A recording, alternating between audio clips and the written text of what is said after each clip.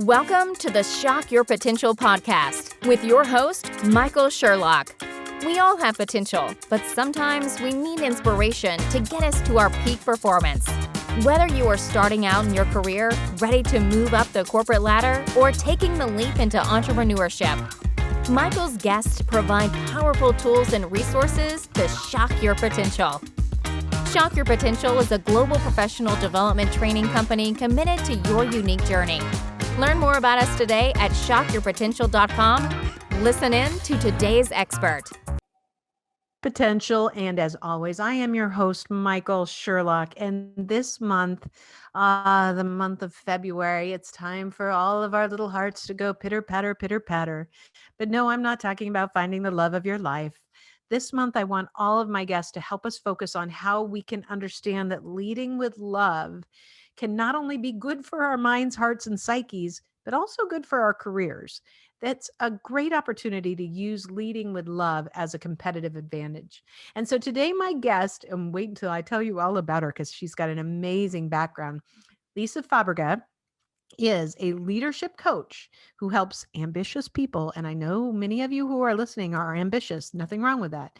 But she helps them to expand their capacity to handle more growth, more wealth, more success. So those of you who are ambitious, she wants you to be able to have even more. And sometimes that takes meaning getting your head in the right space.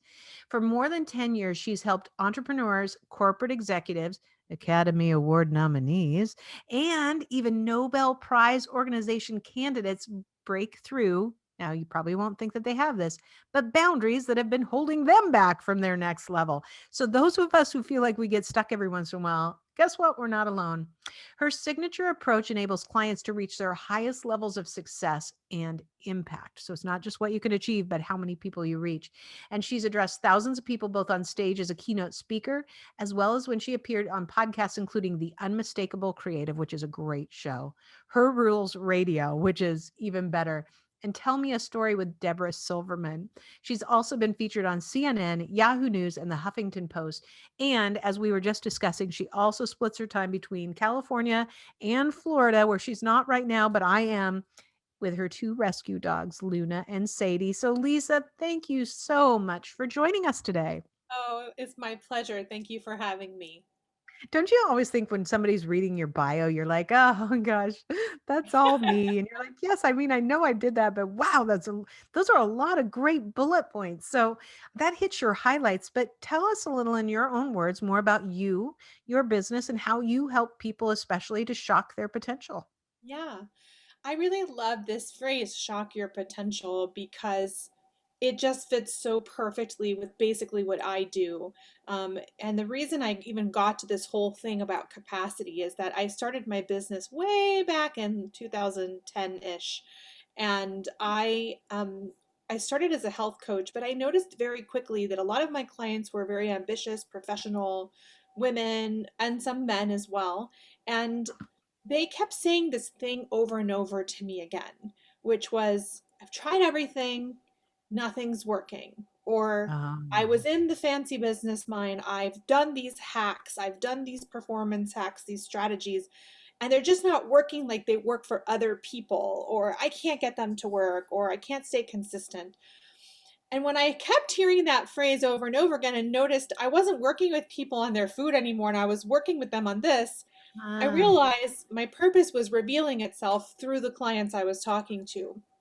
And that's when I started to realize that there is something going on here that nobody really seemed to be naming. And it wasn't mindset, it was something deeper than mindset because and I'll define it in a moment. But if you have all these amazing positive mantras that you're saying to yourself every day in the mirror, but you don't have the capacity to receive and believe that about yourself, you're just mm-hmm. repeating something that doesn't really sink in and doesn't make the difference it needs to make.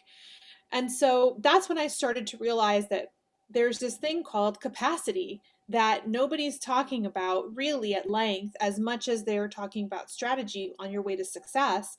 And I started noticing that these were the issues that the people I was working with were having. They were capacity issues. Um, Mm. and so I went through this myself in 2014, 2015, when I had my business in 2014 was the first time that we just exploded. We had wait lists upon wait lists, and I had not built my capacity to match that Ah, level of demand. yeah. So what happens when we don't have the capacity because we haven't been prioritizing it? I was so doggedly focused on getting to a certain number of revenue that I didn't really think about who I would need to be able to hold that and sustain and Yeah. maintain that. And so in 2014, 2015, we got slammed. I was burned out, and that's when you start making bad decisions because you're making decisions from your old capacity self versus the person you need to be. And I decided, okay, let's just change up the whole business model. This will take care of the burnout, which is what a lot of my Oh. clients do, right? Well, no, it didn't. It actually did terribly, and we got $100,000 into debt in the business. And I spent 2015 under complete stress about this debt and trying to pay it off and trying to figure out what was working and what wasn't. And it was all a capacity issue. And it wasn't until I spent $100,000 into debt trying to fix this problem that I realized Mm. it's not a strategic problem because I had an amazing strategic team. I had great strategies. I had great Facebook ad people. I had it all, and yet it still wasn't working. So I spent 2016 recovering from that and really understanding what I was teaching on a whole other level, which Hmm. was it wasn't the strategy that made this thing not work. And in fact, if I'd had the capacity when we got slammed in 2014, I would have known that the problem wasn't my business model. The problem was things like my boundaries. It was how I reacted emotionally to people leaving negative comments or pulling nonsense with my team, all of those Hmm. things were the actual issue. And if I had had those things at the proper level of capacity that I needed, I wouldn't have needed to change my business model. So I've lived what I teach. It's something that is really near and dear to my heart. And to wrap this up, if we want to define capacity officially, it's your ability to hold, handle, and receive every next level. Mm. And yeah, so that's how I started. That's what I do. I help people with their capacity. I've created this framework. I've been doing this for almost 11 years now. I've worked with thousands of people, and you notice patterns come up.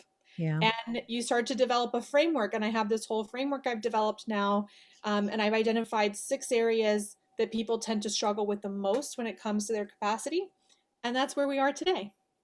I love it. I've taken so many notes because your story reminds me of me at various points.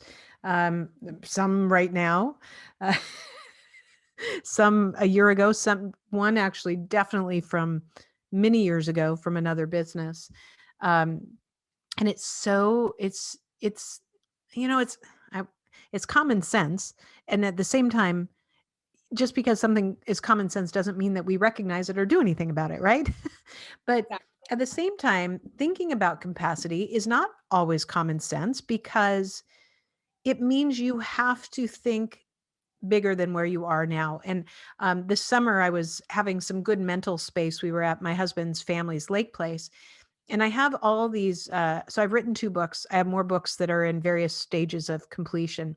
And all of a sudden, I'm out on the paddleboard, and I had this brainchild of, dream big, but think bigger, because I always had limiting beliefs, or limiting, a kind of a ceiling where I thought I could get to. And in order to get even where you want to in your dream, if you're not thinking farther ahead of it, then you'll be lucky if you get to that dream. But getting to the next one takes so much more energy. So when you're trying to help people with this concept of capacity, I mean, this is some stuff that we've hardwired into our psyches. How do you help them break through this and say, "Oh, I can do that"? Yeah, that's a great question. And, for each human being that I work with, it's completely different, the tools that we Yeah. use, because we're all so different. And you and I could have the same limiting belief, right? Or we could have the same blockage, but the way it manifests in what we're doing or how we're struggling with it is so different.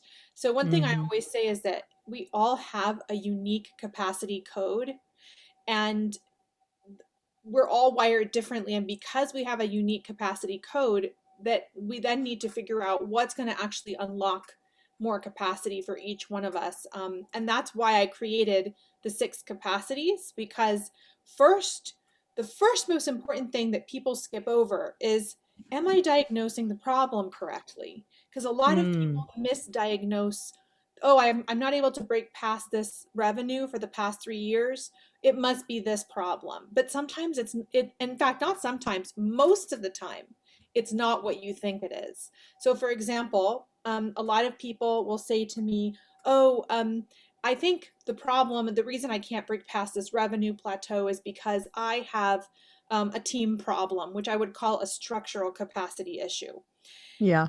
And they're convinced, and they've had like very fancy business coaches tell them this. And then I get into a session with them, and we actually discover that there's some deep fear of being more visible, and more money in their mind equals more people seeing me, more chance of being embarrassed, more chance of being judged, whatever that fear of visibility is for you. And then we realize this whole time you've been focused on your team and your structure, that's not the real issue. The real issue is deep down inside, you have visibility capacity issue, and you're Mm. afraid of being fully seen. You're afraid of the reactions you're going to get. You are afraid that you won't be able to handle that level of visibility. And so you subtly sabotage your team constantly so that you can't Ah. grow. And so what I would say is, I can't tell you, because there's many listeners here, I can't tell you exactly what it would be for each one of you. I'd have to talk to each one of you and understand how the capacity issues are manifesting for you. But the first place we start is, what is really the issue? Because it's Hmm. almost never what you actually think it is. There's always something deeper going on there. No kidding. Yeah. You know, as I'm listening to you, I'm like, oh yes, I can see that in myself. I can see that, in people that I know. Um, and it's that element of being able to step back far enough from a problem to see it for what it is and not through the lens that you're looking at it, because it is we do make assumptions, we do get ideas in our heads of what and why, instead of saying, okay, if I really step back, and if I was helping someone else to diagnose this problem, what questions would I be asking them? What would I be concerned about where their focus is, rather than, where it should be versus where it is right now. And so that's why one of the things I always say when I interview coaches on the podcast is it's amazing to me the role that coaches have played and can play in people's personal and professional lives today. And it's really that opportunity to have somebody help, open the shutters to something that you're not seeing, that view is blocked. But I think that a lot of times people are hesitant to do that because they know that once you are with somebody that's going to help you open that up, yes, you may be more successful after it, but boy, there's a painful part where you're vulnerable, or where there's something maybe you're not proud of or you're embarrassed of. And those things then also create capacity issues for us, don't they? Absolutely. Absolutely.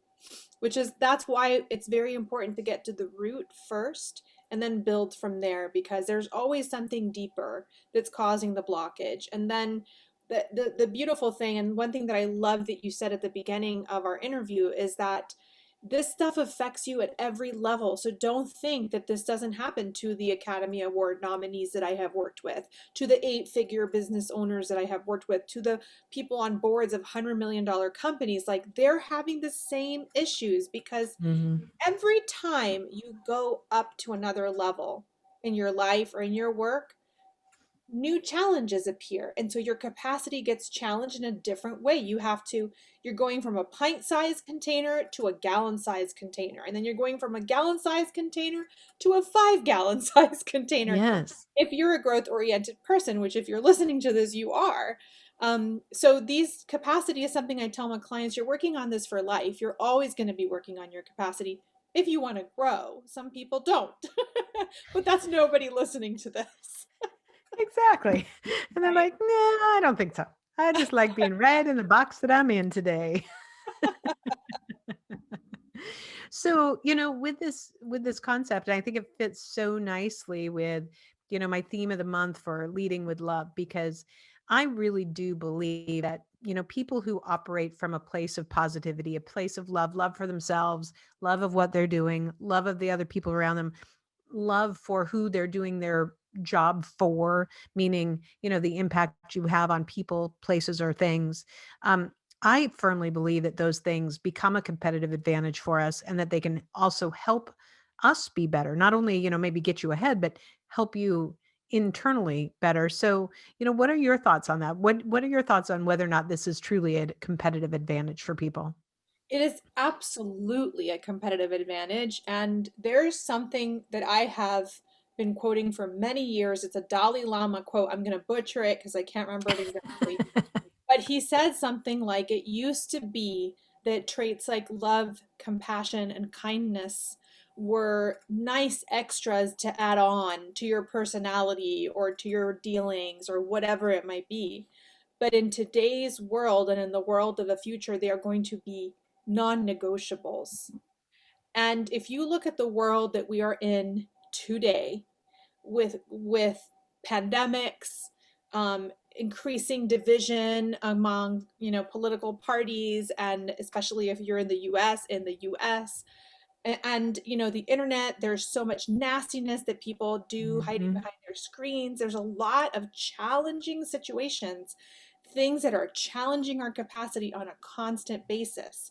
And if we don't have the capacity to be able to this, I call this your embodiment capacity. It's your emotional, spiritual, and mental capacity, which every leader needs. If you don't have the capacity to be able to receive a nasty email from someone and step back and go, that's their thing, this has nothing to do with Right. me, and keep moving forward on your journey of helping others.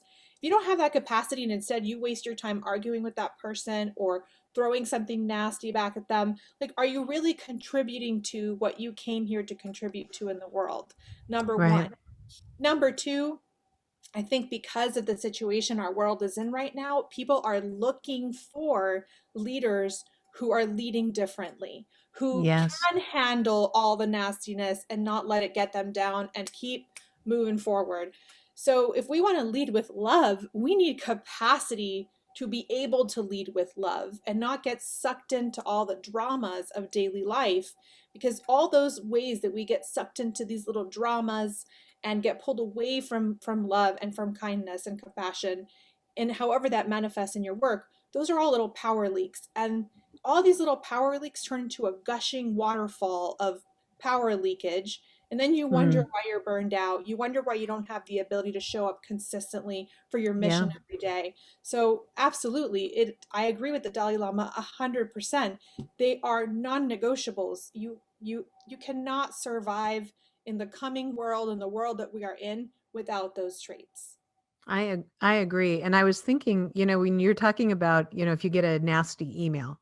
And so as you were talking, I was thinking a couple things. I was thinking about you saying, during that one point in time where you're like, gosh, even a negative response or something, made me want to, hunker down. And I had one of my team has been working really hard to boost our social media presence and, get more followers. And they're doing an amazing job. And one of my team said something about, I can't wait till your first YouTube video goes viral. And my first response is, I don't ever want one of mine to go viral. And let me tell you why. Until you were talking about this, I didn't think about this why, what my capacity issue was. Because they're like, what? Of course you want to go viral. Because I I made a tweet. This was a couple years ago. And by the way, whatever I do in social media, you will never hear a negative thing come from me. It is only positive. If I don't have something good to say, it does not go out. And it doesn't mean that I don't have, things that I'd like to say at times, but it never goes out. Everything is positive. And I had watched these two young men in Philadelphia were kicked out of a Starbucks. And they're black men, and they were waiting for a business meeting, and they were not only asked to leave, the police were called. It's a horrible situation. Talk about, really horrible things all the way around. Should never have happened. And I then saw them on an interview, and I was so impressed with how they weren't angry about that. They weren't, they wanted to get the message out. They wanted to talk. They wanted to start a dialogue. And I was so impressed thinking, how could these two men who had that situation have such a positive outlook on this? I was so impressed. So I tweeted this. And and it was basically that, like, I'm so impressed. Like, this makes me so proud. And I tweeted it at a time where a story about them was going viral. So my tweet got pulled into the viral machine. So everything that was trending. And all of a sudden, my tweet has, now, in fairness, probably 95% of people saying, I agree, absolutely, amen. But the 5% were people telling me that I shouldn't have an input on it. And I don't understand their story. And, and it was all, it felt so personal. And it was such an attack. And even though 95% of it was positive, that 5% just made me, I couldn't get away from my phone. And finally I'm like, what am I doing? I have to just stop. I can't read any of these. I have to know that I put that out in the world the way I wanted it to. I believe in it. There we go.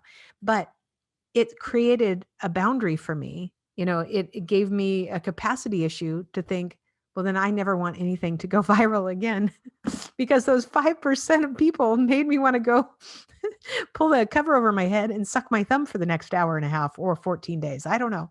But those are things that I think we don't always think about that may hold us back. That also, leading with love, I should just say, hey, 95% of the people were fabulous and very positive, and I did it out of love and respect. So I need to feel good about that. Yeah. That's such a great example of a hidden capacity issue lurking. And the other nuance I want to add to this amazing example is another thing that happens is that sometimes we do mess up and we get called out, right? And Mm-hmm.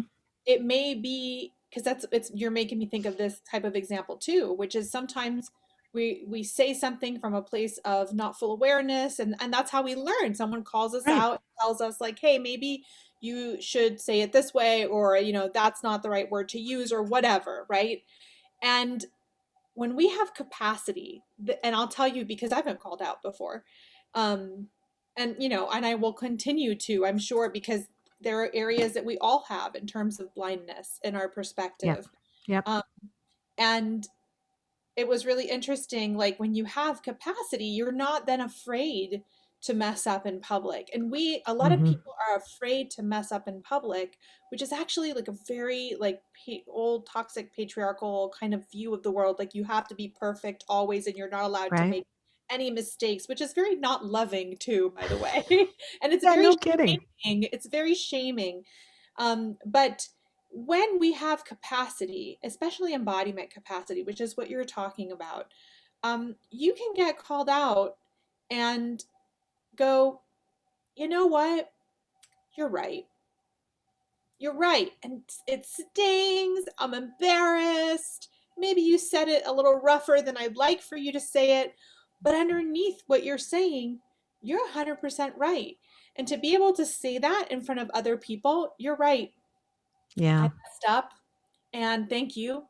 And yeah, I've learned. Like even that, and not be embarrassed or afraid that you had to do that, and not feel like you had to keep up some facade that you didn't mess up. That in and of itself is capacity. And think of the amazing example that that gives to the people who are watching you and listening to you. So then that just being able to be wrong in public takes the Mm-hmm. sting away of even negative comments or call Yeah. out, whatever, because we're not putting so much pressure on ourselves to be perfect all the time. We understand that Right. having capacity means being able to take feedback that may not be so easy to hear sometimes, too, Yeah. publicly, even. No kidding. I know. And it's true. I think it's so important is that, in our Instagram perfect world, previously the perfect Pinterest world, we still are we're creating new capacity issues for ourselves, thinking that, that you have to achieve that. I love it when people put on like their Pinterest fails, like here's the picture that was there and here's what I did. I love those because the person who can say, here's what I tried, here's what I did. That makes me go, oh, I'm so proud of you for putting that up because it's such a reminder that none of us are perfect. There's just no way. Right. But it shouldn't keep us from trying. Right. It takes capacity to show up imperfect and to still feel that you have the right to keep showing up even when you mess up. Right? Yes. Instead of going into shame and hiding, and then we lose your important voice and we lose the beauty that you are here to share, all because of this one little hang up. Yeah. I'll tell you another funny quick story is last fall, I was doing a bunch of live broadcasts, and I'm going to start that up again at the beginning of the year. I was doing them every Friday. And one Friday, and so I was taking questions from people that I would get through the week. But this one week, I said, "Look, I'm not taking this question from anybody else. I'm gonna share this."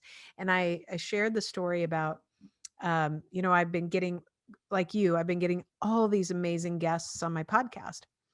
And one day I was just in this mental fog, and I was like, after days and days of all these people that have done so well, and I'm like, I'm so depressed. Like, why am I not making $10 million? And so I had all these things, and I did my thing, and I talked about jealousy, although people reminded me later it wasn't jealousy, it was envy.